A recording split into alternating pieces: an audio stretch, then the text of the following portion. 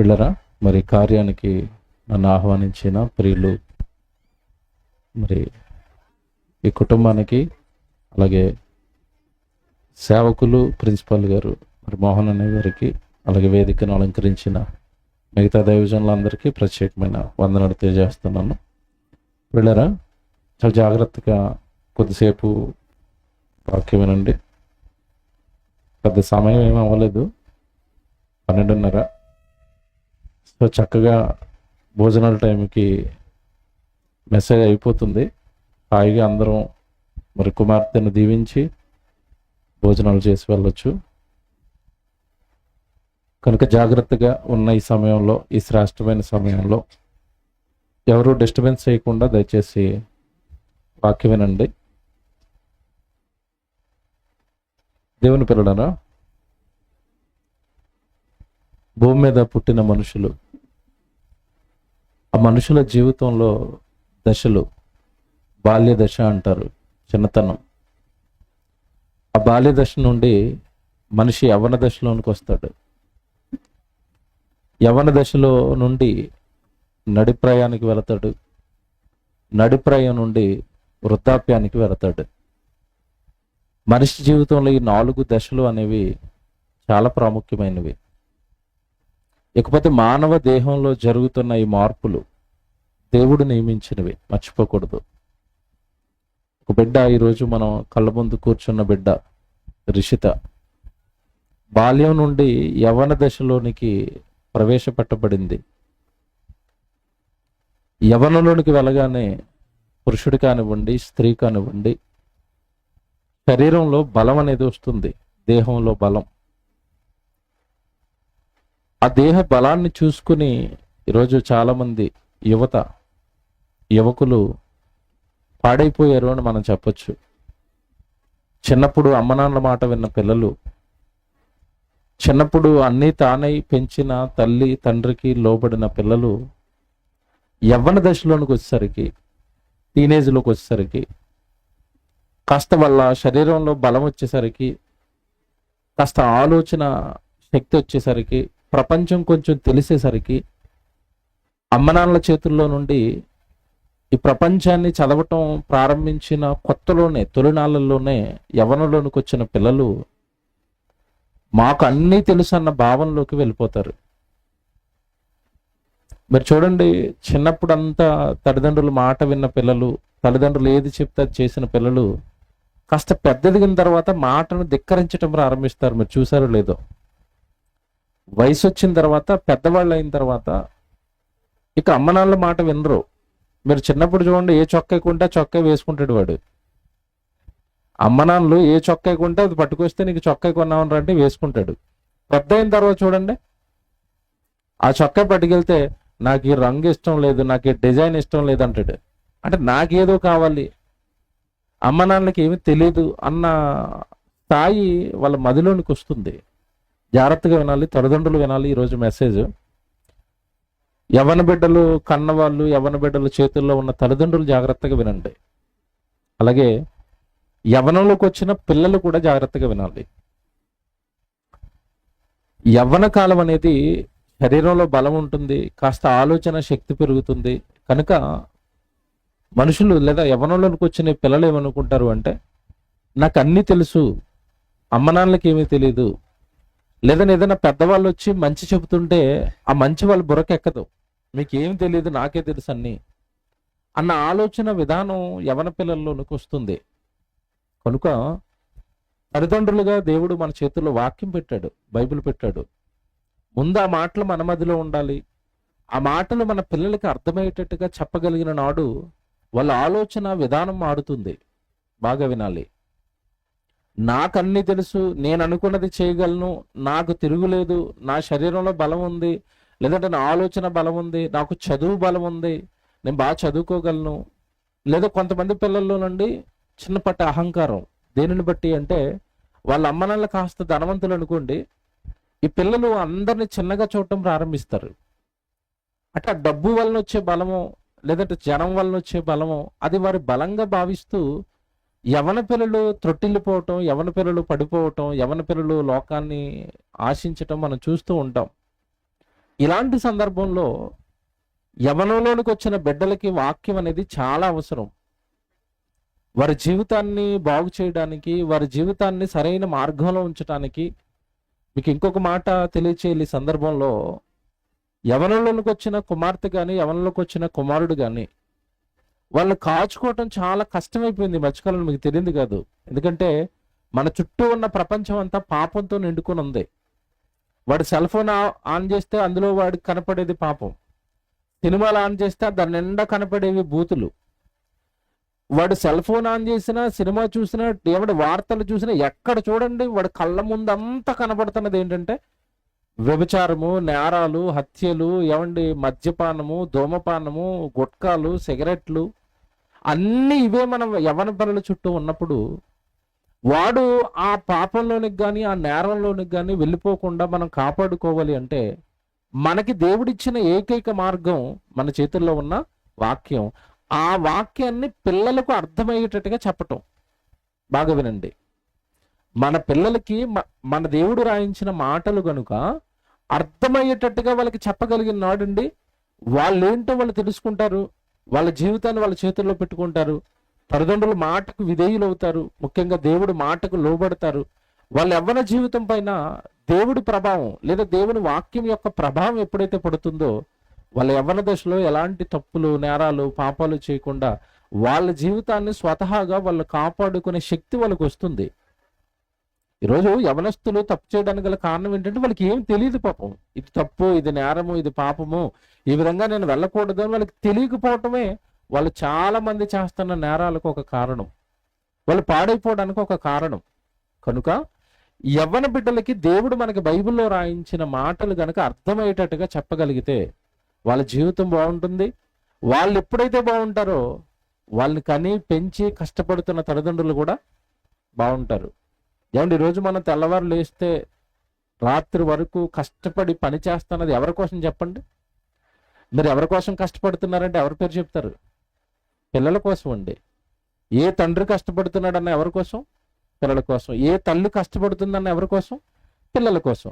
వాళ్ళే బాగోకపోతే, మనం ఎంత కష్టపడి సంపాదించినా వాళ్ళ ప్రవర్తన బాగోకపోతే, వాళ్ళ మాటలు బాగోకపోతే, వాళ్ళ చేష్టలు బాగోకపోతే, వాళ్ళ క్రియలు మనకు అవమానాన్ని తెస్తూ ఉంటే ఏమంటే మనం ఎంత కష్టపడి ఏం ఉపయోగం ఉంటుంది చెప్పండి? ఉదయం వెళ్ళిపోయిన ఏమండి తండ్రి రాత్రి వరకు కష్టపడి ఇంటికి వస్తున్నాడు అంటే బిడ్డలకి ఏదో బట్టలు కొనాలి, బిడ్డలకు చదువు చెప్పించుకోవాలి, బిడ్డల భవిష్యత్తు బాగుండాలని అలుపెరగా కష్టపడతారు తల్లిదండ్రులు. తల్లిదండ్రులు అంత కష్టపడుతున్నప్పుడు పిల్లలు మార్గం తప్పారు అనుకోండి, ఏదో ఒక వ్యసనానికి అలవాటుపడ్డారు, లేదంటే ఏదో ఒక పాపానికి అలవాటుపడ్డారు అనుకోండి, అది కాస్త గ్రామం అంతా పాకిపోతే నీ పిల్లలు ఎలాంటి వాళ్ళట కదా అంటే ఆ తండ్రి గుండె ఏమైపోతుంది మీరు చెప్పండి? ఆ తల్లి మనసు ఏమైపోతుంది? కనుక అమ్మనాన్నలు క్షేమంగా ఉండాలి అన్నా, అమ్మనాన్నలు సంతోషంగా ఉండాలి అన్నా, వాళ్ళ గర్భాన్ని పుట్టిన పిల్లలు యవ్వనంలోనికి వచ్చిన తర్వాత తప్పులు, నేరాలు, పాపాలు చేయకూడదన్నా దేవుడి మాటలు అర్థమయ్యేటట్టుగా చెప్పాలి. నిజంగానండి, యవ్వన బిడ్డల కోసం దేవుడు రాయించిన మాట మీకు తెలియని మాట కాదు, చాలా చదివారు. ఒకసారి చదువుతాన మాట. కీర్తన గ్రంథం చదువుదాం ఒకసారి. 127 కీర్తన 4వ వచనం ఒకసారి చదువుదాం. కీర్తన గ్రంథం 127 కీర్తన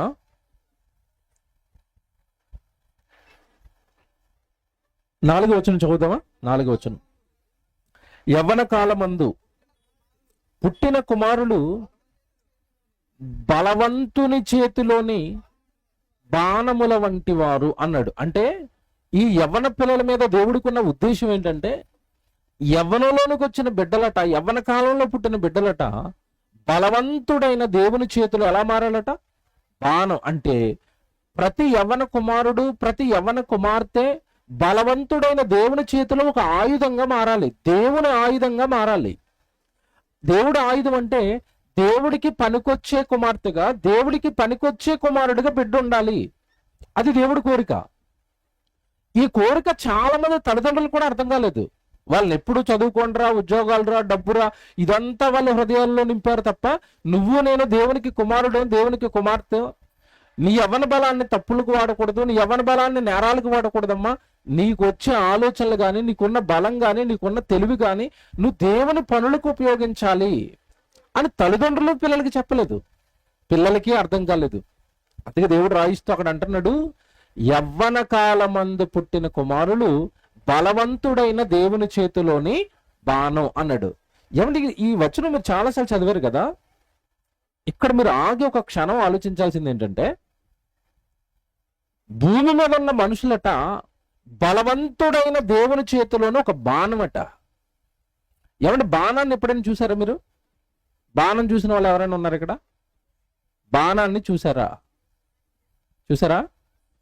బాణం సంధించాలి అంటే ఏమండి, బాణం వెళుతుంది, సంధించాలి, ఇలాగ ఎక్కుపెట్టి ఇది ఎక్కడికో వెళ్ళాలి, ఒక పక్షిని కొట్టాలి లేదా ఒక జంతువుని కొట్టాలి అంటే ఈ బాణం వెళ్ళి గుచ్చుకోవాల్సిన బాణానికి ఏం అవసరం చెప్పండి? దాన్ని పంపించే బలం అవసరం. బలం ఎంతకీ బాణంలో ఉందా, వెనకాల బిగించిన తాళ్ళలో ఉందా? బాగా ఆలోచించండి. బలం దేంట్లో ఉంది? తాళ్ళలో ఉంది. అలాగనే తాడు ఊరకనే బలాన్ని ఇచ్చి బాణాన్ని పంపిస్తుంది అంటే మళ్ళా తాడు లాగే ఒక ఆయన ఉండాలి, అతని చేతిలో ఉండాలి బలం. బాగా వినాలి, ఇది అర్థం చేసుకోవాలి. బలం బాణంలో లేదు, ఆ బలం బాణానికి ఇస్తున్న వ్యక్తి యొక్క చేతిలో ఉంటుంది. అతను ఎంత వెనక్కి లాగితే బాణం అంత బలంగా ముందుకి వెళుతుంది. ఇంతకీ బలం బాణంలో ఉందా, సంధిస్తున్న వ్యక్తిలో ఉందా? ఈ వ్యక్తిలో ఉండాలి, అంతే కదండి. పిల్లలు బాణం వేశారనుకోండి ఇక్కడే పడుతుంది, పెద్దోళ్ళు బాణం వేస్తే కాస్త దూరంగా వెళ్తుంది. ఎందుకు చిన్నోడు బాణం ఎక్కడ పడిపోయింది? వాడి చేతిలో ఏం లేదు, బలం లేదు. ఇంతకీ బలం బాణానదా, వెనకాల వేస్తున్న వ్యక్తిది. ఇప్పుడు నేను అడుగుతాను, మన శరీరంలో ఉన్న బలం మందా, దేవుడిదా? బలం ఎవరిది? ఇప్పుడు దేవుడిది. ఉపయోగించాల్సింది ఎవరి కోసం? దేవుడి కోసం. మనం దేనికి వాడాం ఇంతకాలం? దేనికి వాడేవండి? సొంత కార్యాలకి బలాన్ని వాడేశాం. ఎదిగొచ్చిన కొడుకు పొలానికి వెళ్ళిపోరా, పని చేయరా, నీ బలమంతా పనికి వాడేరా, డబ్బులకు వాడేరా, మన పొలం బాగా పండించాలరా, ఇంటి నిండా బస్తాలు ధాన్యం వేసుకోవాలరా. ఏంటి నీ కొడుకు వచ్చిన బలం పంటకి వాడేవా? నీ కుమార్తెకు వచ్చిన బలం, చాలా మంది ఆడపిల్లలు ఎదిగిరాగానే అమ్మ నువ్వు ఇక్కడ నుంచి వంట చేయాలి.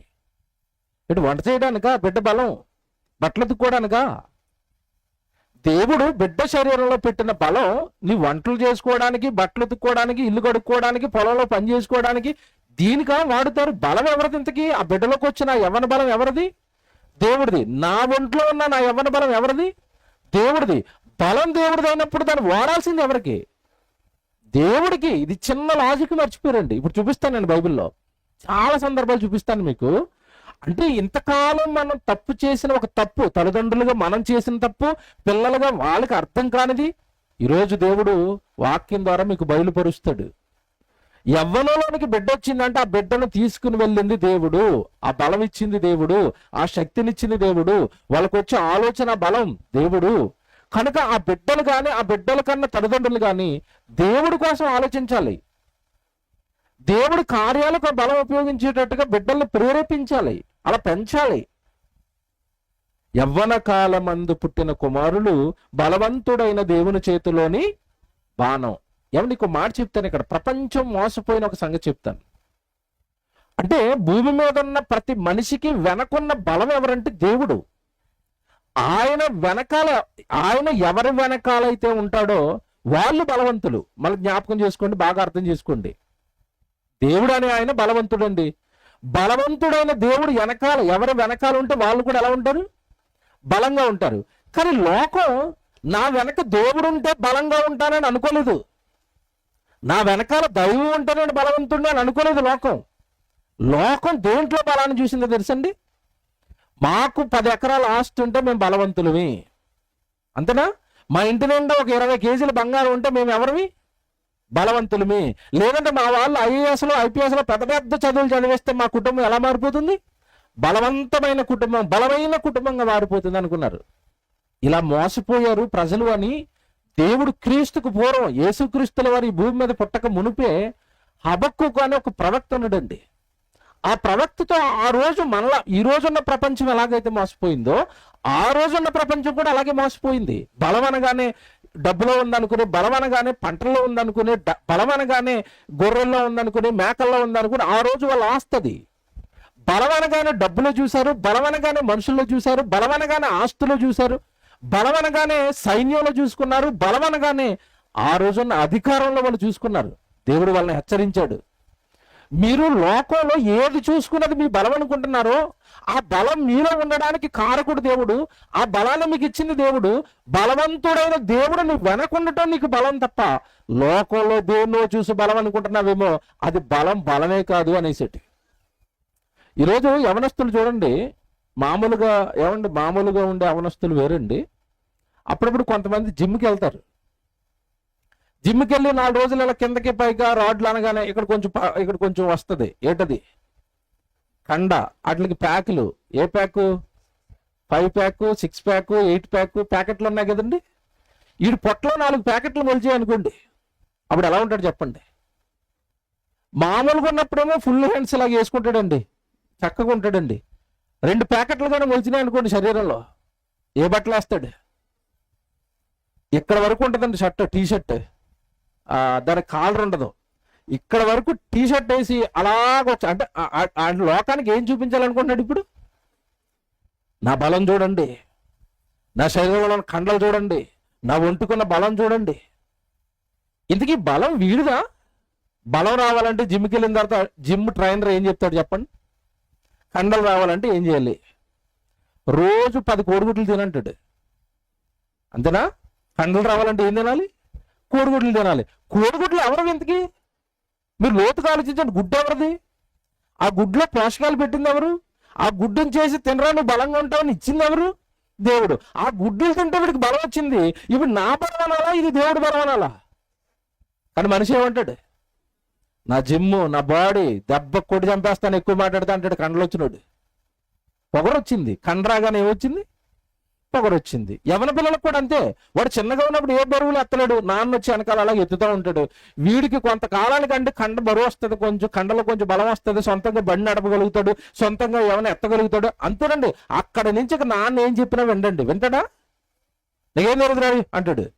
ఇప్పుడు ఏం తెలియకుండానే నిన్ను కన్నాడా? ఏం తెలియకుండానే నిన్ను పెంచాడా? ఏం తెలియకుండానే నీ శరీరం మీద కొంచెం కండ వచ్చిందా? ఆయన కనబట్టి, ఆయన పెంచబట్టి, ఆయన నిన్ను కూర్చోబెట్టి మేపబట్టి కదా నీ ఒంట్లోకి ఏమొచ్చింది? శరీరంలోకి బలం వచ్చింది. మరి ఆయనకి ఏం తెలియదు అంటున్నావేంటి? అమ్మనాలను తోలు నడుతున్నావేంటి? యవ్వన పిల్లలు చాలా జాగ్రత్తగా వినాలి. మీకు తెలియకుండా మీరు మోసపోయిన సంగతోటి చెప్తాను ఈరోజు నేను. మీకు ఒంట్లోకి వచ్చిన బలం మీది కాదది. మీ ఒంట్లోనికి ఆ బలాన్ని తెచ్చింది దేవుడు. ఆ బలం మీ ఒంట్లోకి రావడానికి పాత్రలుగా భూమి మీద వాడుకున్నది తల్లిదండ్రులను గౌరవించాలి. అలాగే పరలోకంలో ఉన్న దేవుడిని కూడా ఏం చేయాలి? గౌరవించాలి. హబక్కు గ్రంథం తీయండి. ఇప్పుడు మీకు మంచి మాట చూపిస్తాను. 1వ అధ్యాయం చదువుదాం, 10వ వచనం చదువుదాం. ఏమండి? హబక్కు గ్రంథం 1వ అధ్యాయము ఏమండి 10వ వచనం చూద్దాం అందరం.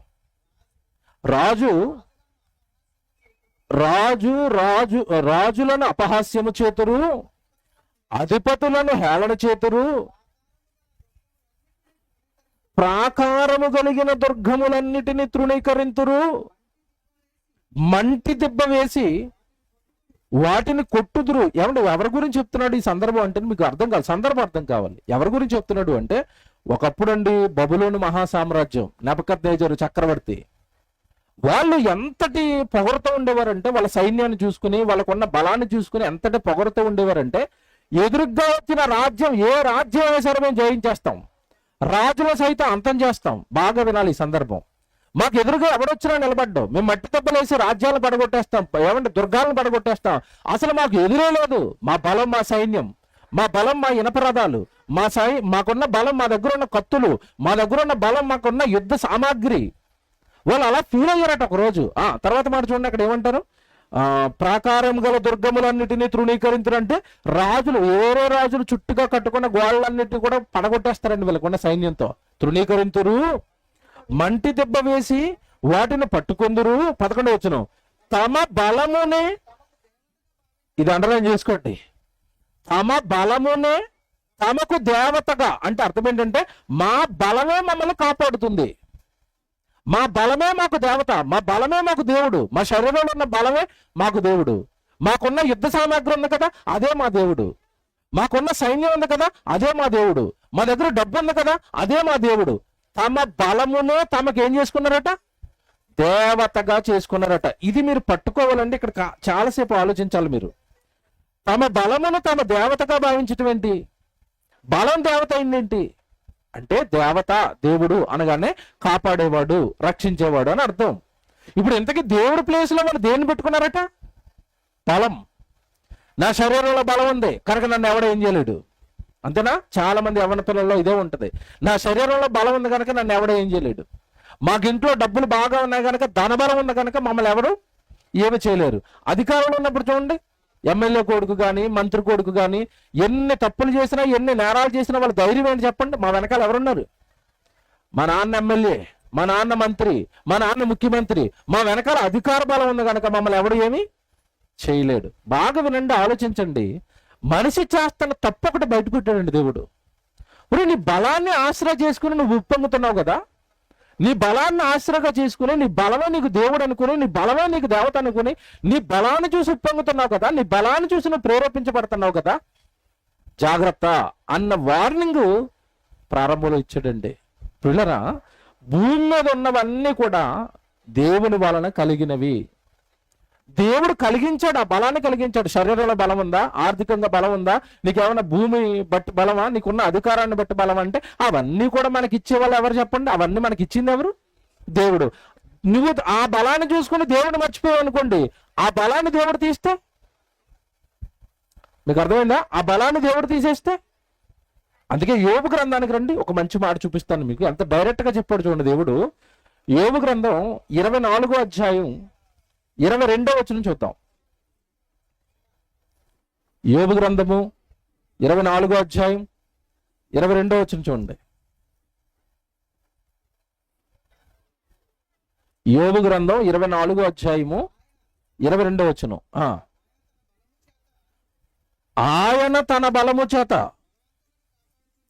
బలవంతులను కాపాడుచున్నాడు. కొందరు ప్రాణమును గూర్చి ఆశ విడిచినను వారు మరలా బాగుపడుదురు. ఈ మాట చూసారండి. ఆయన తన బలము చేత బలవంతులను కాపాడుచున్నాడు. అంటే బలవంతుల వెనకాలన్న బలం ఎవరు ఇప్పుడు ఇంతకీ? దేవుడా? వాడేమనుకుంటున్నాడు?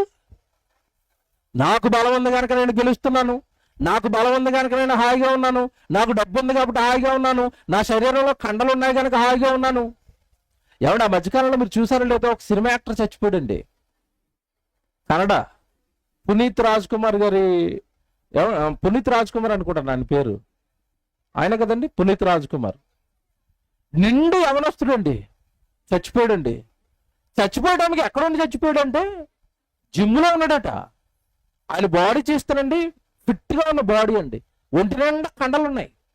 వాళ్ళు సినిమా హీరోలు అనేసరికి మనలాగా ఏది పడుతుంది ఆహారం తింటారా? కాస్ట్లీ ఆహారం, మంచి ఆహారం తిన్నారు.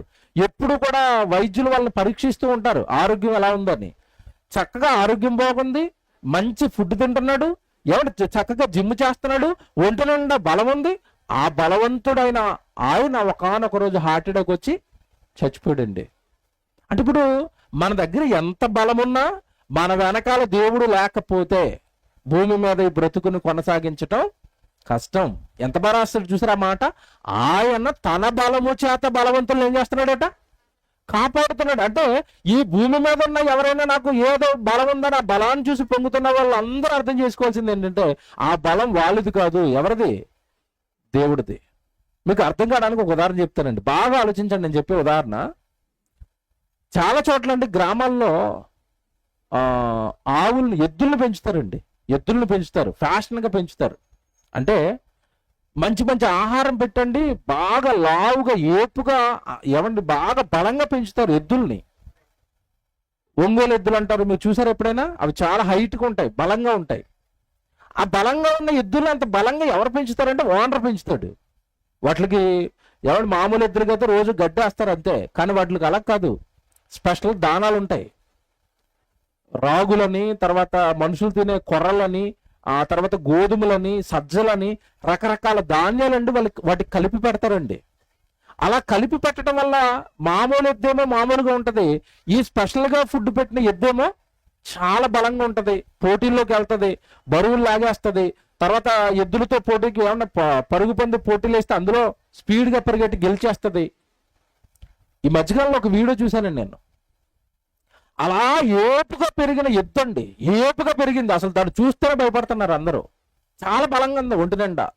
అదొక్కసారి ఇలాగా తలతో పొడిచిందంటే మనిషి ఎగిరెళ్ళి పడిపోతాడు, అంత లావుగా అంత బలంగా ఉంది. సుమారుగా 400 కేజీలు 300 కేజీలు బరువటండి ఒక దున్న, అంత బలంగా ఉందండి అది. విషయం ఏంటంటే దాని దగ్గరికి వెళ్ళడానికి అందరూ భయపడుతున్నారు, అందరూ భయపడుతున్నారు. అలాగ గ్రౌండ్లో ఎగురుతుంటేనండి, తిరుగుతుంటే అందరికీ భయం వేస్తుంది దగ్గరికి వెళ్ళడానికి. కానీ ఒక ఆయన ధైర్యంగా వెళ్ళి దాని దగ్గర నిలబడ్డాడండి. ఎవరో తెలుసా? వానరు, పెంచిన వానరు. అది అలా పడుస్తుందా అండి? ఎందుకు పడదో చెప్పాలి నాకు. బాగా బలంతో ముసలోడా అని ఊగిసలాడిన వీడు ఏదైనా వాగు వచ్చి బక్క పలసగా అయిపోయాడు. ఇక అప్పుడు అంటాడా ఒరే ముసలోడా అని? బలం ఏమైంది ఇప్పుడు? కరిగిపోయింది. అంటే ఆ బలాన్ని పెట్టింది దేవుడే, ఆయనకి కోపం వస్తే ఆ బలాన్ని కరిగించేది కూడా దేవుడే. అందుకే ఎప్పుడు మన బలాన్ని బట్టి మనం ఏం చేయకూడదు, అతిశయించకూడదు, పొంగిపోకూడదు. నువ్వు బలంగా ఉన్నావు కడని బలహీనుని పట్టుకుని తోలనాడకూడదు. ఆ బలం నీది కాదు, ఎవరిది? దేవుడిది. ఎంత బాగా రాస్తున్నాడు చూసారా బైబిల్? నా బలము దేవుడే, నా బలము దేవుడే. దేవుడిది బలమైనప్పుడు ఆ బలం వాళ్ళని తోలనాటం ఏంటి, ఎదుటి వాళ్ళని హీనంగా చూడటం ఏంటి? ఏమంటే నేను నిజంగా చెప్తున్నాను, ఇక్కడ కూర్చుని బైబిల్ పట్టుకున్న వాక్యాన్ని నమ్మేవాళ్ళు అందరు నమ్మరు కదండి. దేవుడి మాటలు అందరు నమ్ముతారా? చాలా మంది వింటారు, మాకు కాదురా అన్నట్టు అలాగే మాట్లాడుకుంటూ ఉంటారు. మాట్లాడుకునే వాళ్ళకి చెప్పట్లేదు, నేను వినేవాళ్ళకి చెప్తున్నాను. వినేవాళ్ళు అందరూ బాగా వినండి. ఈ మాట యవనస్తులను కూర్చోబెట్టుకుని, ఒరే నువ్వు యవనంలోకి వచ్చావు కదా, ఆ చదువుకుంటున్నాను కదా, చదువు వల్ల నాకేదో వద్దా, అలా మన పిల్లలకి చెప్పగలిగిన నాడు వాళ్ళు సరైన క్రమంలో ఉంటారు, తల్లిదండ్రులు జాగ్రత్తగా చూసుకుంటారు, పుట్టించిన దేవుడికి లోబడి బ్రతుకుతారు. మనం చేసిన తప్పండి ఇంతకాలం ఆ బలం నీది కాదురా అని పిల్లలకు అర్థమయ్యేటట్టుగా చెప్పకపోవటం. అందుకే దేవుడు మనకి చెప్తున్నాడు ఇవన్నీ, మనకి వివరంగా చెప్తున్నాడు ఇవన్నీ. మీరు యోబు గ్రంథం 24 అధ్యాయం చదువుకున్నారు ఇందాక. యోబు గారి మాట ఏమని చదువుకున్నారు ఇందాక? నా బలం నాది కాదు, ప్రతి బలవంతుడు వెనకాల ఎవరుంటున్నారు అంటున్నాడు ఆయన, దేవుడు ఉంటాడు. ఎందుకన్నాడు యోబు గారు తెలుసండి ఆ మాట? ఎందుకన్నాడు తెలుసా? యోబు గారి జీవితం గురించి మీ అందరికీ తెలుసండి. మొదట చాలా బాగున్నాడు. ఎప్పుడైతే అపవాది పరీక్షించాలనుకున్నదో దేవుడు అవకాశం ఇచ్చాడో, ఆయనకున్న ఆస్తి పోయింది, ఆయనకున్న పిల్లలు పోయారు. అప్పటి వరకు అధికారం ఉంది కనుక, అప్పటి వరకు ఆస్తి ఉంది కనుక అందరూ నమస్కారం పెట్టారు, అందరూ యోబుని విడిచిపెట్టేశారు. జాగ్రత్తగా వినండి. చివరికి తోడుగా ఉండవలసిన భార్య కూడా ఏముంది? ఎందుకు ఈ జీవితము, ఒక్కసారి దేవుడిని తిట్టేసి నువ్వు చచ్చిపో, వదిలే ఆ భక్తిని అన్నది. ఇప్పుడు అంతటి భయంకరమైన స్థితిలోనికి యోబు గారు వెళ్ళిపోయిన తర్వాత ఒక మాట పలికాడండి, ఒక మాట పలికాడు. ఆయనకి బాగా అర్థమైంది అనమాట జీవితం. మనకు అర్థం కాక మన జీవితం ఏదో సాపిగా జరుగుతుంది కనుక దేవుడికి పెద్దగా విశ్వాసంగా ఉండడం, పెద్దగా భక్తులుగా ఉండడం. మనం వాళ్ళ జీవితాల్లో భయంకరమైన కష్టాలు వచ్చాయి. అప్పుడు దేవుడి విలువ వాళ్ళకి బాగా అర్థమైంది. 6వ అధ్యాయానికి రండి. యోబు గారు పలికిన మాట ఒకటి మీకు చూపిస్తాను. నాకు చాలా జ్ఞానం వచ్చింది, ఇంతకాలానికి నాకు ఒక విషయం చాలా బాగా అర్థమైంది అని 6వ అధ్యాయము 11వ వచనంలో యోబు గారు ఒక మాట పలుకుతాడు. యోబు గ్రంథం 6వ అధ్యాయం 11వ వచనం మీరు చూడండి. నా బలము ఏ పాటిది, నేను కనిపెట్టుకున్నటయాలా. చూసారా, నా బలం ఏ పాటిది. ఒకప్పుడు నాకు అర్థం కాలేదు. శరీరంలో ఆరోగ్యం అంతా పోయింది, శరీరం బలహీనమైపోయింది, శరీరం భయంకరంగా మారిపోయింది, డబ్బు పోయింది, చుట్టూ ఉన్న ప్రజలు పోయారు. ఇంతకాలం ఏదో బలం అనుకున్నాను, నా బలం ఏవి నాది కాదు. నా బలము ఏ పాటిది, నేను కనిపెట్టుకున్నటయాలా. నా అంతము ఏ పాటిది, నేను తాలుకున్నటయాలా. నా బలము రాళ్ల బలము వంటిదా, నా శరీరము ఎత్తడిదా. చూసారా, ఈ మాట చెప్పండి ఎవరిలో ఉన్న కుర్రోడికి, జిమ్కి వెళ్తాను కుర్రోడికి, ఒరే నీ శరీరం ఏమైనా ఇత్తడదా, 6 ప్యాక్ 8 ప్యాక్ అని పొంగిపోతున్నావు ఏంటి? ఆ ప్యాక్ మీద దేవుడు సూదితో పొడిచినట్టుగా ఒక్కసారి చిన్న రోగంతో పొడిచాడు అంటే నీకు 8 ప్యాక్ ఉండదు, ఏ ప్యాక్ ఉండదు, ఇక ఫ్యామిలీ ప్యాక్ పెద్ద పొట్టొస్తుంది అప్పుడు. అంతే కదండి. నీ శరీరం ఏమైనా ఇత్తడదా, నీ బలం ఏమైనా రాళ్లకున్న బలం లాంటి బలం ఉందా నీ శరీరంలో? దేన్ని చూసుకుని నువ్వు పొంగిపోతున్నావు అంటున్నాడు దేవుడు. అసలు యవనస్తులండి ఈరోజు పట్టుకోలేవండి. ఆడికి బండి నడపడం రానంత కాలం ఎలా ఉంటాడంటే, అమ్మనాన్న దగ్గర అణిగి డాడీ బండి నేర్పించు డాడీ బండి నేర్పించు డాడీ అంటాడు. ఈ నాన్నేమో పాపం కొడుకు ఏదో ప్రయోజకుడు అవుతాడని ముందు పెట్టించుకునండి, వెనకాల ఇలా బార్లు పట్టుకుని ఎక్కడ కొడుక ఇలా తిప్పాలరా, ఇలా గేర్ వేయాలరా, ఇలా బ్రేక్ వేయాలరా నేర్పుతాడండి. అంతే. ఇది 2 నెలలకో 3 నెలలకో బండి వస్తుంది. అప్పటికి నాన్న అవసరం లేదు. అప్పుడు బండి ఎలా నడుపుతాడు చెప్పండి? వీడు ఎలా నడుపుతాడు? 2 చక్రాలు ఉంటాయి, ఒక చక్రం మీద నడుపుతాడు, ముందు చక్రం పైకి లేపుతాడు గాల్లోకి ఇలాగా. 2 చక్రాలు ఇచ్చింది, 2 చక్రాలతో నడపమని వెనక్కి లేపేందుకు? నా శరీరంలో ఏముంది ఇప్పుడు? బలం. నేను ఎలాగైనా నడుపుతానంటాడు. ఎక్కడో ఒక చోట కింద పడి కాలు ఇరిగిపోయేంత వరకు బుద్ధి లేదండి. నీ శరీరం ఏమన్నా ఇత్తడదేంటి కింద పడిపోతే ఏం అవ్వకుండా ఉండడానికి? ఎంత బాగా రాశాడు చూసారా దేవుడు. నీ శరీరంలో ఏమైనా రాళ్ల వంటి బలం ఉందా? నీ శరీరం ఏమైనా ఇత్తడదా? నీకు దెబ్బలు తగలవా? నీ ఎముకలు ఇరిగిపోవా? నీ కాళ్ళు ఇరిగిపోవా? నీ కళ్ళు పోవా? నీ బుర్రకు దెబ్బ తగిలితే నీ మొత్తం జీవితమే పోదా? ఎందుకు రా ఇలా చేస్తున్నావు నువ్వు? ఆ బలాన్ని నమ్ముకొని మోసపోతున్నావేంటి? కనుక యవ్వన పిల్లలకి ఈ మాటలు చెప్పండి. బలం బలం బలం నీది కాదురా, ఎవరిది? దేవుడిది. దాన్ని పాడు చేయకు. ఆ బలాన్ని దేవుడి శరీరంలో పెట్టాడు, పాడు చేయకు. పోతుందా బలం? నీ శరీరంలో ఉండదు, నీ తెలివి ఉండదు. నిన్న ఒక వార్త చదివానండి, అసలు నేను ఆశ్చర్యపోయానండి. తెలుగు సినిమా హీరోయిన్స్ ఉంటారు కదండి, పాత వాళ్ళు. ఆ పాత వాళ్ళలో ఒక ఆవిడ చాలా ఫేమస్ అండి, భానుప్రియ. పాత వాళ్ళకి తెలుసు, మీరు ఎవరికైనా తెలుసా? భానుప్రియ అని ఒక ఆవిడ ఉంటుంది. నాకు తెలిసి మీ అందరికీ తెలుసు, పాత వాళ్ళకి సినిమాలు చూసుంటారు మీరు. ఆ భానుప్రియ అనగానే ఆవిడకి స్పెషల్ పేరండి ఆ ఇండస్ట్రీలో. చాలా మంచి నటి, చాలా అందంగా ఉంటుంది. ఆవిడకున్న స్పెషల్ ఏంటంటే ఆవిడ శరీరం నుంచి సుగంధంతో కూడిన పరిమళం వస్తుందట. ఆవిడకి ఏదో పేరు ఉంటుంది, పద్మిని జాతి స్త్రీ అని ఒక పేరు పెట్టారు ఆవిడకి. ఏ స్ప్రేలు కొట్టుకోకపోయినా సరే ఆవిడ శరీరం నుంచి మంచి స్మెల్ వస్తుందట. ఒక సపరేట్ స్త్రీ అని చాలా బాగా గౌరవించేవారు, ప్రేమించేవారు, చాలా గొప్పగా చూసేవారండి ఆవిడ్ని. ఇప్పుడు ముసలైపోయింది. మధ్యకాలంలో తల్లి క్యారెక్టర్లు కూడా వేసింది, నాకు తెలిసి మొన్న కొద్ది కాలం వరకు. ఇప్పుడు ఆవిడ చెన్నైలో ఉంటుందండి. ఆవిడ పరిస్థితి ఏంటంటే మెమొరీ లాస్, మొత్తం మర్చిపోయిందట. హీరోయిన్ అని మర్చిపోయిందట, గతం మర్చిపోయిందట, పిచ్చిగా చేస్తుందట. నేను ఎవరినైనా అడుగుతుందట. ఆలోచన బలం, శరీరంలో ఉన్న బలం అంత పోయిందా? చివరికి వచ్చేసరికి పోయిందండి. ఆవిడ ఎంతమంది అయితే పోయిడారో వాళ్ళందరూ ఇప్పుడు పోగొట్టడం లేదు. ఏం చేస్తున్నారు తెలుసా? జాలి పడుతున్నారండి. పాపం భానుప్రియ ఇలాగా అయిపోయిందండి. ఏం చేస్తారు జాలి పడకపోతే? ఏది బలం, ఏది అందం, ఏది పొగిడించుకున్న ఆ గౌరవం, ఏది ఆ మర్యాదలేవి? అంటే దేవుడు నీలో పెట్టిన దాన్ని నువ్వు సినిమాల కోసమో ఇండస్ట్రీ కోసం వాడేసావు. ఇప్పుడు చివరికి మెమరీ లాస్ అయిపోయి ఆవిడే గుర్తుపట్టుకోలేని పరిస్థితి జారిపోయిందండి. చాలా బాధపడుతున్నారు అందరూ. ఎవరిని గుర్తుపట్టట్లేదట. ఆమెతో పాటు నటించిన వాళ్ళు కూడా ఇంటికి వెళ్తుంటే ఎవరు నువ్వు అని అడుగుతుందట. దారుణంగా పరిస్థితి మారిపోయిందండి. ఇది మీకు ఎందుకు చెప్పానంటే, ఆవిడ యవ్వనంలో ఎంత అందంగా కనపడింది, యవ్వనంలో ఎన్ని సినిమాలు నటించింది, యవ్వనంలో ఎంత గొప్పగా పొగడబడింది. ఏది ఇప్పుడు ఆ బలం, ఏది ఇప్పుడు ఆవిడలో? ఆ తెలివేది, ఆ బుద్ధి ఏది, ఆ ఆలోచన ఏది, ఆ యాక్టింగ్ స్కిల్స్ ఏవి? అన్ని పోయాయి. ఇది మనం అర్థం చేసుకుంటే లోకంలో జరుగుతున్నది, మనలో పెట్టిన ప్రతి బలం దేవుడిదే, మనలో పెట్టిన ప్రతి ఆలోచన దేవుడిదే. మన శక్తి, మన ఆలోచన శక్తి, మన యవ్వన శక్తి, ప్రతిదీ కూడా దేవుడు పెట్టిందే. కనుక ఈ బలాన్ని మనం దేవుడి కోసం వాడాలి. ఈ బలం దేవుడిదే అని గుర్తించాలి తప్ప మనంగా ఏమైనా గొప్ప బలంగా ఫీల్ అయ్యామా, దేవుడు కనుక వాటిని తీసేస్తే మన జీవితం భూమి మీద అల్లకల్లోలంగా మారిపోతుంది. తెలివి, చాలా మంది, కొంతమంది తెలివిగా ఉంటారు, షార్ప్గా ఉంటారు. స్కూల్లో ఫస్ట్ వచ్చేస్తూ ఉంటారు, చదువుల్లో ఫస్ట్ వచ్చేస్తూ ఉంటారు, ఏదైనా చదివేస్తూ ఉంటారు. అసలు అలా ఉన్న వాళ్ళండి కొంచెం దాన్ని బట్టి వాళ్ళకి కొంచెం లోపల పొగరు వస్తుంది. నాకు అన్ని తెలుసు, నేను పెద్ద ర్యాంకుల్లో పాస్ అవుతున్నాను, నాకు బాగా చదవచ్చు. కొంతమంది ఇంట్లో కూడా ఇంగ్లీష్ మాట్లాడతారు, వాళ్ళైతే అసలు పలకరించలేము. ఇంగ్లీష్ మాట్లాడారంటే అసలు పలకరించలే వాళ్ళు. అసలు ఎలా ఫీల్ అవుతారంటే అది ఇంగ్లాండ్ నుంచి ఇప్పుడే దిగినట్టు ఫీల్ అవుతారు. ఎవరిని పట్టించుకోరు. బ్రిటిష్ రాణిలో ఫీల్ అవుతూ ఉంటారు వీళ్ళు. మన పిల్లలే, వాళ్ళకి ఇంగ్లీష్ వచ్చినా రాణిల్లో ఫీల్ అవుతారు. ఎవరు కాస్త మార్కులు ఎక్కువ పాస్ అయినా రాణిల్లో ఫీల్ అవుతారు. అసలు పట్టుకోలే వీళ్ళని. ఇవన్నీ మనసులో పెట్టుకుని, నీకు ఆలోచన ఉందా, నీకు తెలివి ఉందా, కాస్త నువ్వు ఏమైనా బాగా ఆలోచించగలుగుతున్నావా, అది నీది అని అనుకుంటూ పొరపాటు. అది కూడా ఎవరిది అనుకుంటున్నావు? నీలో ఆ శక్తిని పెట్టింది దేవుడే. యెషయా గ్రంథం తీయండి ఒకసారి. యెషయా గ్రంథం తీయండి, 11వ అధ్యాయం తీయండి ఒకసారి.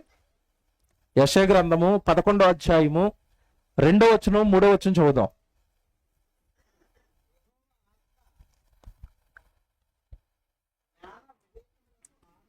యెహోవా ఆత్మ అన్నాడు చూసారా, దేవుని ఆత్మ, యెహోవా ఆత్మ జ్ఞానము, వివేకము, ఆధారమగు ఆత్మ అంటే నీలో జ్ఞానం ఉందన్నా, కాస్త వివేకంగా ఆలోచించగలుగుతున్నావన్నా అది నీది కాదట, అది నీకు ఇచ్చింది ఎవరట? యెహోవా ఆత్మ అన్నాడు చూసారా. యెహోవా ఆత్మ నీలో ఉంటే జ్ఞానం, వివేకం, ఆలోచన పుడుతుంది. నెక్స్ట్ మాట ఏముంది? ఆలోచన బలముకు ఆధారముకు ఆత్మ అంటే మనం బలంగా ఆలోచించగలుగుతున్నామంటే ఆ ఆలోచనలు మనవి కాదట, ఎవరివి? ఆ ఆలోచనలు నీలో పుట్టిస్తున్నది దేవుని ఆత్మట. మనలోనికి ఎవరు వస్తారు? ఎప్పుడు వస్తారు ఆత్మ? చెప్పండి, ఎప్పుడు వస్తారు? బైబిల్ ప్రకారం మనలోకి ఆత్మ ఎప్పుడు వస్తుంది? బాప్తిసం తీసుకుంటే నీలోకి పరిశుద్ధ ఆత్మ దేవుడు వస్తాడు. అందుకే యవ్వన బిడ్డలకి బాగా వాక్యం నేర్పి వాళ్ళు యవ్వనంలోనికి వచ్చిన కొద్ది కాలానికి వాళ్ళకి బాప్తిసం ఇప్పించాలి. అప్పుడు వాడు తెలివిగా ఆలోచిస్తాడు, వివేకం వస్తుంది, బుద్ధి వస్తుంది, వాడు చేస్తున్న తప్పు ఏంటో వాడికి తెలుస్తుంది. లోపల ఎవరుంటే జ్ఞాన వివేకములకు బలమగు ఆత్మ. వాడికి జ్ఞానం ఉండాలి అన్నా, వివేకం ఉండాలి అన్నా, పాపంగా వాడి కళ్ళకు కట్టినట్టుగా వాడికి కనబడాలి అన్నా వాడిలో ఆత్మ ఉండాలి, పరిశుద్ధ ఆత్మ దేవుడు ఉండాలి. ఆత్మ ఎప్పుడు వస్తుందంటే వాడు బాప్తిసం తీసుకుంటే వస్తుంది. నేను చాలా మంది తల్లిదండ్రులు గమనించానండి ఈ తప్పు. నువ్వు చదువుకోవాలరా, నువ్వు ఉద్యోగం చేయాలరా, నువ్వు డబ్బు సంపాదించాలరా అని చెప్తారు తప్ప నువ్వు మారుమనసు పొందాలరా, నువ్వు బాప్తిసం తీసుకోవాలరా అని ఎవరు చెప్తారు చెప్పండి?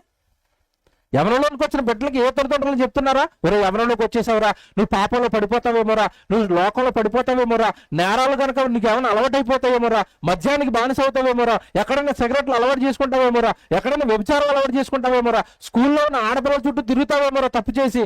ఇవన్నీ పాపాలన్నీ నువ్వు చేయకూడదంటే నీలో పరిశుద్ధ ఆత్మదేవుడు ఉండాలిరా. నువ్వు అర్జెంటుగా వాక్యం వినరా, మారు మనసు పొందరా, అయ్యగారి దగ్గరికి వెళ్ళి బాప్తిసం తీసేసుకోరా. ఏ తల్లైనా ఏ తండ్రి అయినా వెనకాల పడుతున్నారు ఈరోజు యవన పిల్లలు వెనకాల ఇలాగా. ఒరే ఎంటెక్ ఎప్పుడు రాస్తావురా, బీటెక్ ఎప్పుడు రాస్తావురా, ర్యాంక్ ఎప్పుడు కొడతావురా? ఇదే తెల్లారు లేస్తే వాడి బుర్రలో పెట్టి ఇవి తప్పండి. ఒరే నీ ఆత్మరా, నీ జీవితం రా, పాపాలు చేయకుండా ఉండాలంటే పరిశుద్ధ ఆత్మదేవుడు ఉండాలిరా. ఆయన వస్తే నీ బ్రతుకులో చాలా మార్పులు వస్తారా. అర్జెంటుగా నువ్వు దేవుని క్షమ అడగరా, ఇప్పటి వరకు చేసిన పాపాలకి. బాప్తిస్మానికి సిద్ధపడిపోరా. ఎవరని చెప్తారు? 2వ వచనం చదవండి. ఇలా మీరు ఆలోచించగలిగితే ఆ బిడ్డ జీవితం ఎలా మారుతుందో చెప్తున్నాడు ఇక్కడ. యెషయా గ్రంథం 11:2 మళ్ళీ చదువుతాం. యెహోవా ఆత్మ, పరిశుద్ధాత్మ దేవుడు నీలోకి వస్తే యెహోవా ఆత్మ జ్ఞానము వివేకములకు ఆధారముగు ఆత్మ, ఆలోచన బలమునకు ఆధారముగు ఆత్మ. అంటే యవ్వనస్తుల ఆలోచనలు బలమైనవిగా మారాలి అంటే ఆత్మ సహాయం కావాలి. వీడు బాప్తిస్మం తీసుకోలేదు, ఇంకెక్కడ ఆత్మ సహాయం చెప్పండి? బాగా వినండి మాట తల్లిదండ్రులు. బాప్తిస్మం తీసుకున్నవాడు ఆత్మ సహాయం తీసుకుంటాడు. బాప్తిస్మం తీసుకున్నవాడు చుట్టూ ఉన్న ఫ్రెండ్స్ సహాయం తీసుకుంటాడు. వాళ్ళు ఎవరాళ్ళు? ఆడు చుట్టూ ఉన్న ఫ్రెండ్స్ ఎవరాళ్ళు? త్రాగుబోతులు, తిరుగుబోతులు, గుట్కా తినేవాళ్ళు. వాళ్ళ సహాయం తీసుకున్నాడంటే ఏమైపోతాడు చెప్పండి? వీడు అలాగెవరవుతాడు? కనుక వాడి ఆలోచనలకి బలం, వాడి ఆలోచన బలమైన ఆలోచనలు కావాలంటే వాడు ఆవరించవలసింది ఆత్మ, పరిశుద్ధాత్మ దేవుడు ఆవరించాలి. పరిశుద్ధాత్మ దేవుడు అంటే యవ్వన బిడ్డలు ఎంత వీలైతే అంత తొందరగా వాళ్ళు బాప్తిస్మంలోనికి వెళ్ళిపోవాలి. ఆలోచన బలములకు ఆధారముగు ఆత్మ, తెలివిని, కింద చూసారా మాట, తెలివిని యెహోవా యెడల భయభక్తులను పుట్టించు ఆత్మ అతని మీద నిలుచును. ఏం పుట్టిస్తుందట ఆత్మ ఉంటే? తెలివట. యవన పిల్లలకి తెలివి ఉందంటారా? యవన బిడ్డలకి తెలివి ఉంటుందా? తల్లిదండ్రులు అడుగుతున్నాను, యవ్వన పిల్లలకి తెలివి ఉంటుందా? మీరు అంటారు, అయ్యో ఎందుకు తెలివి లేదండి, మాకు తెలియకుండానే ఇంట్లో ఉన్న డబ్బులన్నీ పట్టుకుపోతాడండి. ఈ తెలివి అడగటం లేదు, నేను మిమ్మల్ని మోసం చేసి తెలివి అడగటం లేదు. అంతే కదండి, యవనస్తులకి బాగా తెలివి మీరుతారు. ఎలాంటి తెలివిలు అంటే వాళ్ళకి అమ్మ నాన్నకి తెలియకుండా డబ్బులు ఎలా కొట్టేయాలి, సినిమాకి వెళ్ళొచ్చు కూడా స్కూల్కి వెళ్ళొచ్చారని ఎలా ఒప్పించాలి, సాక్ష్యాలు ఎలా సంపాదించాలి. అంతే కదండి, ఇయ్యే కదండి. ఈ తెలివి కాదండి దేవుడు చెప్తున్నది అక్కడ. తెలివిని అనగానే వస్తున్న పాపం నుండి ఎలా తప్పించుకోవాలి, నా భవిష్యత్తు పాపంలో పడిపోకుండా ఎలా తప్పించుకోవాలి, నా శరీరానికి దెబ్బలు తగలకుండా ఎలా తప్పించుకోవాలి. ఏమంటే తెలివి ఉన్నవాడు, మీరు బాగా నిందా చెప్పాను కదా ఒక ఉదాహరణ, బండి 2 చక్రాల మీద నడపాలి, క్షేమంగా ఉంటాడు. వీడు ఒక చక్రం పైకి లేపాడంటే తెలివి ఉందంటారా? మీరు చెప్పండి, ఇప్పుడు చెప్పండి. చక్రం పైకి లేపినోడికి తెలివి ఉందా? తెలివి ఉంటే లేపుతాడా పైకి? లేపడు. అంటే ఆ చక్రం పైకి లేపకూడదని, శరీరం తల్లి గర్భంలో దేవుడు కష్టపడి కట్టాడు అని, దీన్ని విరగొట్టుకుంటే మళ్ళీ ఎముకలు అతకవని, జీవితకాలం రాడ్డేసుకొని తిరగాలి అని. ఈ తెలివంతా వాడికి రావాలి అంటే వాళ్ళలో ఉండవలసింది ఎవరట? ఆత్మ. యవ్వన బిడ్డలు బాగుండాలి అన్నా, యవ్వనులు క్షేమంగా ఉండాలి అన్నా, తల్లిదండ్రులైన వారు దేవుడు ఎంత బాగా బైబిల్ రాయించాడో అంత బాగా పిల్లలకు అర్థమయ్యేటట్టుగా మీరు చెప్పండి. మీ పిల్లలు బాగుంటారు, మీ ఆలోచనలు బాగుంటాయి. ఇకపోతే కొత్త నిబంధనకు వచ్చేసరికంటే దేవుడు చెప్పిన మాటలు 2 చెప్పి నేను ముగించేస్తాను. యవ్వనులు క్షేమంగా ఉండాలి అంటే వాళ్ళు బలవంతులు కావాలి. దేంట్లో బలవంతులు కావాలి అంటే చదువులోనో, ఉద్యోగంలోనో, డబ్బులోనో, వ్యాపారంలోనో కాదు. తిమోతికి రాసిన పత్రిక చూడండి. ఇది తిమోతి గారు యవ్వనస్తుడండి. యవ్వన కాలంలో ప్రభు సేవలోనికి వచ్చాడు. ఆయనతో పత్రిక రాసి పౌలు గారు ఆల్రెడీ సేవలో ఉన్నాడు, చక్కగా దేవుడి కోసం వాడబడుతున్నాడు, చిన్ననాటి నుండి విశ్వాసంలో ఉన్నాడు, తల్లిదండ్రుల విశ్వాసులు. అలాంటి తిమోతికి పత్రిక రాసండి ఒక మాట చెప్పాడండి. 2వ పత్రిక 2వ అధ్యాయం చూడండి, మొదటి వచనం. తిమోతికి రాసిన 2వ పత్రిక 2వ అధ్యాయం మొదటి వచనం మీరు చూడండి. నా కుమారుడా, క్రీస్తు యేసునందు దేవుని కృపలో నువ్వేమవ్వాలట? బలవంతుడవు కమ్ము అన్నాడు. చూసారా? నా కుమారుడా, క్రీస్తు యేసునందున్న కృప చేత బలవంతుడవు కమ్ము అంటే యేసుక్రీస్తుల వారి కృప ఎవరి మీద అధికంగా ఉంటుందో వాడు అంతటి బలవంతుడిగా మారతాడు భూమి మీద. మళ్ళా చెప్తాను, మన పిల్లలకి మనం ఏం చేయాలి అంటే, ఒరే నువ్వు ప్రార్థన చేయరా, దేవుడికి రోజు ప్రార్థన చేసుకోరా, అన్నం తినేటప్పుడు ప్రార్థన చేయరా, రోజు బైబిల్ చదువుకోరా, దేవుడికి కాస్త నువ్వు దగ్గర అవ్వరా. ఎందుకు దగ్గర అవ్వాలి? దేవుడికి ఎవరైతే దగ్గర అవుతారో దేవుని కృపలో వాళ్ళు ఏమవుతారట? బలవంతులు అవుతారు. అంటే అప్పుడు మన బిడ్డల గురించి మనం ఆలోచించవలసిన అవసరం లేదు. ఎవరు ఆలోచిస్తారు? దేవుడు ఆలోచిస్తాడు. నేను మాట అడుగుతున్నాను తల్లిదండ్రుల్ని, మీరు ఆలోచిస్తే మీ బిడ్డలు క్షేమంగా ఉంటారా? మీ బిడ్డల గురించి దేవుడు ఆలోచిస్తే వాళ్ళు క్షేమంగా ఉంటారా? దేవుడు ఆలోచించాలి. దేవుడు ఆలోచించాలంటే బిడ్డలు అర్జెంటుగా దేవుడికి ఏమవ్వాలి? దగ్గర అవ్వాలి. ఆయన కృపలో వీళ్ళు ఏమవ్వాలి? బలవంతులు అవ్వాలి. కుమారుడికి బలం శరీరంలో కాదు మనం చూడాల్సింది ఇప్పుడు. కుమారుడికి బలం ఏమండి శరీరంలో కాదు మనం చూడాల్సింది ఇప్పుడు. వాడు దేవుని కృపలో బలవంతుడవుతున్నాడా లేదా? దేవుడు నా బిడ్డను ప్రేమిస్తున్నాడా లేదా? దేవుడు నా కుమార్తెను చక్క జ్ఞానం ఇస్తున్నాడా లేదా? ఇవన్నీ బిడ్డకు వస్తున్నాయి అంటే ఆల్రెడీ ఆ బిడ్డ దేవుని కృపలో ఏమవుతున్నాడు? బలవంతుడిగా మారిపోతాడు. బలవంతుడిగా మారిన బిడ్డ వెనకాల బలవంతుడైన దేవుడు ఖచ్చితంగా ఉంటాడు. మీరు ప్రారంభంలో చదువుకున్న మాట అది కదా, యవ్వన కాలమందు పుట్టిన కుమారులు బలవంతుడైన దేవుని చేతిలోని బాణం. అంటే నా కృపలోని బలవంతుడిగా మారిపోరా, నీ వెనక తోడుగా నేను ఉంటాను అన్నాడు. ఇప్పుడు బైబిల్ చరిత్రలో కొన్ని ఉదాహరణలు జ్ఞాపకం చేస్తాను మీకు. నిజంగా మీరు దేవుడు చెప్పిన మాట ఎంత వాస్తవమో మీకు అర్థమవుతుంది. సంసోను మీకు తెలుసండి బైబిల్లో. సంసోను ఏమైనా సైన్యాన్ని వేసుకెళ్ళేవాడా? ఒక్కడే యుద్ధం చేసేవాడండి. చేశాడు. ఒకానొక సందర్భంలో చిన్న ఎముక గాడిద దవడ పట్టుకుని ఎంతమంది చంపేశాడు? 1000 మందిని చంపేశాడు. ఇప్పుడు మాట్లాడుతున్నానండి, సంసోను అంత బలంగా యుద్ధం చేయడానికి సంసోను శరీరంలో ఉన్న బలమా, సంసోను వెనకాల ఉన్న దేవుని బలమా? మీరు ఎప్పుడైనా యూట్యూబ్లో సంసోను సినిమా ఉంటుంది చూసారా? ఎవరైనా చూసారా సంసోన్ది? సంసోన్ అనగానే వాళ్ళు ఎలా చూపించారు చెప్పండి? సంసోన్ని పెద్ద పెద్ద కండలతో చూపించారు. మీరు చూసారు లేదా సినిమా? విషయం ఏంటంటే సంసోన్ నిజంగా అలా కండలు బట్టి యుద్ధం చేశాడా? సంసోను బలం కండలా? ఒకవేళ సంసోను బలం కండలే అయితే ఎవడి దెరిల చేతిలో మోసపోయిన తర్వాత, నెత్తి మీద ఉన్న జుట్టు కట్ చేసిన తర్వాత అప్పుడు యుద్ధం చేశాడా? ఎందుకు చేయలేదు? అప్పుడు ఎందుకు పనిచేయలేదు? శరీరంలో ఉన్న బలం, శరీర బలం కాదు సంసోనుతో యుద్ధాలు చేయించింది. సంసోను యుద్ధాల గెలుపుకు వెనకాల ఉన్నది శరీరం కాదు, అతని దగ్గర ఉన్న ఆయుధాలు కాదు, అతని వెనకాల ఉన్నది ఎవరు? దేవుడు. దైవ బలంతో యుద్ధాలు గెలిచాడు. అంటే ఈ రోజు భూమి మీద మనం ఏది గెలవాలి అన్నా, ఏది చెయ్యాలి అన్నా మన వెనకాల ఎవరు ఉండాలి? ఇప్పుడు దేవుడు. అందుకే తిమోతితో చెప్తున్నాడు ఇది. పౌలు గారు బాగా ధర్మశాస్త్రం చదువుకున్నాడు కదండి. తిమోతితో అంటున్నాడు, దేవుని కృపలో నువ్వేమవ్వాలి? యేసుక్రీస్తు నందున్న కృప వలన తిమోతి నువ్వేమవ్వాలి? బలవంతుడిగా మారిపోవాలి. చివరికి మాట చెప్పి ముగించేస్తానండి. ఏంటి దేవుని కృపలో బలవంతులు అవటం అంటే? అసలు యవనస్తుల్లో ఏ బలం ఉండాలి? ఏ బలం ఏది ఉంటే ఈరోజు ఈ కాలంలో ఈ కుమారుడు బలవంతుడు అని దేవుడు సాక్ష్యం ఇస్తాడు. ఇది మనకు తెలియాలి. మనలో ఏముంటే దేవుడు ఇతను బలవంతుడు అన్న సాక్ష్యం మనకి ఇస్తాడు అంటే, నీ డబ్బును చూసి సాక్ష్యం ఇవ్వడు, నీ ఉద్యోగాన్ని చూసి సాక్ష్యం ఇవ్వడు, లేదా నీకున్న అధికారాన్ని బట్టి దేవుడు సాక్ష్యం ఇవ్వడు, నువ్వు బలవంతుడివి అని దేవుడు ఎప్పుడు అంటాడు తెలుసండి? నేను బలవంతుడిని అని దేవుడు నా గురించి ఎప్పుడు అంటాడు అంటే, మనలో ఉండవలసిందండి వాక్యం. ఎవరిలో వాక్యం అయితే ఉంటుందో వాళ్ళే దేవుని దృష్టికి ఎవరో తెలుసా? బలవంతులు. యోహాను గారు రాసిన మొదటి పత్రిక 2వ అధ్యాయం 14వ వచనం చూడండి. యోహాను గారు రాసిన మొదటి పత్రిక 2వ అధ్యాయము 14వ వచనం చదువుదాం. చిన్నపిల్లలారా, మీరు తండ్రిని ఎరిగి ఉన్నారు గనుక మీకు రాయిచున్నాను. తండ్రులారా, మీరు ఆది నుండి ఉన్నవానిని ఎరిగి ఉన్నారు గనుక మీకు రాయిచున్నాను.